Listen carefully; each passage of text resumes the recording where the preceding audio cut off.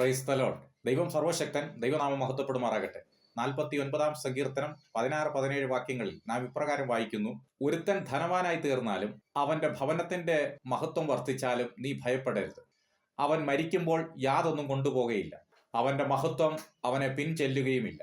മനുഷ്യർ തമ്മിൽ ധനത്തിലും മഹത്വത്തിലും ഭയമുണ്ടാകും. പക്ഷേ മരിക്കുമ്പോൾ ഇതൊന്നും ആരും കൊണ്ടുപോകുകയുമില്ല.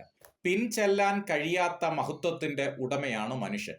ഒരുവൻ ജീവനോടെ ഇരിക്കുമ്പോൾ അവന്റെ ധനവും മഹത്വവും കണ്ട് അവൻ ഭാഗ്യവാനാണെന്ന് നാം പറയും. മനുഷ്യർ തങ്ങൾക്ക് വേണ്ടി നന്മ ചെയ്യുമ്പോൾ മറ്റുള്ളവർ അവനെ പുകഴ്ത്തും. എന്നാൽ വിശുദ്ധ വേദപുസ്തകം പറയുന്നത്, മാനത്തോടിരിക്കുന്ന മനുഷ്യൻ വിവേകഹീനനായാൽ നശിച്ചു പോകുന്ന മൃഗങ്ങൾക്ക് തുല്യനത്രേ.